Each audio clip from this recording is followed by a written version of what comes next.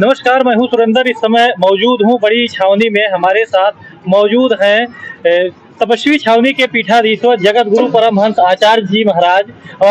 महंत जी से हम ये जानकारी चाहेंगे, महाराज जी जिस समय जैसे कुंभ में जो है कहीं न कहीं मुस्लिमों को वहां से डुबकी लगाने से या वहां जाने से मना किया गया था, फिर भी वहां देखिए मुस्लिम से जो है मोहम्मद कैफ जी जाकर के शायद कुंभ में पहली डुबकी लगाए। इस पर आपका क्या कहना है? ऐसा क्यों ऐसा उन्होंने किया? देखिए, स्नान की जो शुरुआत है वो 13 जनवरी से है जी। तो अभी कोई भी डुबकी लगाए उससे कोई वो नहीं है। वहाँ तो तमाम मुर्दे भी बहते हैं, तो उससे गंगा जो है पवित्र नहीं होती है। गंगा में अनंत सामर्थ्य है। और जिस मुल्ला ने डुबकी लगाया है वो घर वापसी की दृष्टि से लगाया होगा, क्योंकि मुल्ला तो अल्लाह के अलावा किसी को मानता नहीं है।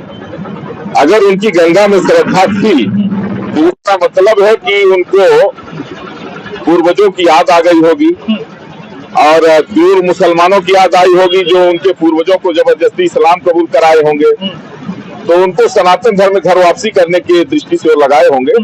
बाकी उनका जो भी दृष्टिकोण रहा हो, वैसे ये तो है कि इस्लाम में अल्लाह के अलावा किसी को नहीं मानते हैं। अल्लाह को सर्वोपरि माना जाता है। तो अगर कोई व्यक्ति गंगा के प्रति निष्ठा रखता तो हमें तो ये लगता है कि कहीं न कहीं से उनकी सनातन के प्रति निष्ठा जगी है और अच्छा है।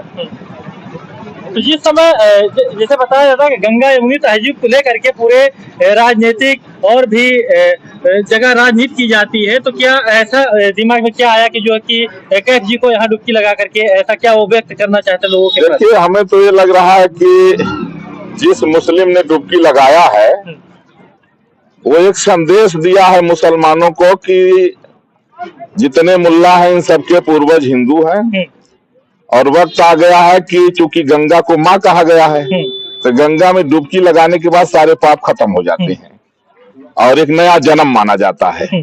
जैसे व्यक्ति माँ से जब जन्म लेता है तो एक नया जन्म माना जाता है, तो गंगा में डुबकी लगाते हुए व्यक्ति का नया जन्म माना जाता है।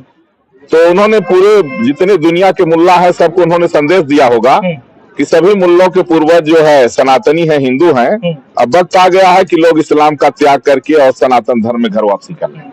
जिस तरह से मुसलमानों के ऊपर यह भी आरोप लगता है कि मुसलमानों को जो है कुंभ में मेले में कहीं न कहीं इनको दुकान नहीं लगाने दी जा रही है, ये क्या ऐसा कुकृत कार्य कर रहे हैं कि जो कि इनको हर जगह दुकान लगाने से भी जो है किया जा रहा है? देखिए, ये चूंकि कई वीडियो ऐसी वायरल हुई कि खाने पीने की चीजों में जूस में पेशाब कर देना, रोटी में थूक करके खिलाना, फल सब्जियों में थूकना, इस तरह से तो वीडियो तो जो वायरल हुआ तो मान लीजिए किसी ने देखा बना लिया, बाकी ऐसा कृत्य इनका जो है तो लाखों की संख्या में है। तो ये सब अनुमान लगा करके देखा गया कि ये राक्षस प्रवृत्ति के लोग हैं।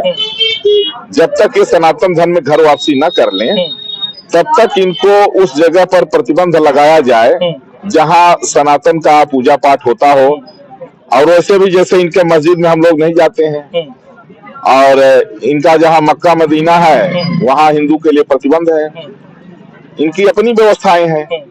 तो चूंकि सनातनियों को कहीं थूक करके कहीं पेशाब करके खिलाना पिलाना और नाम हिंदू नाम जो है अपना नाम छुपा करके रख लेना, तो जिस तरह से लगातार इनके घिनौने कुकृत्यों को देखा गया उसके मद्देनजर ये निर्णय लिया गया है कि कुंभ के अंदर कोई भी मुल्ला या ईसाई वहां दुकान न लगाए और अगर कोई इस तरह से हरकत करते पाया जाएगा तो हम लोग उसका इलाज करेंगे।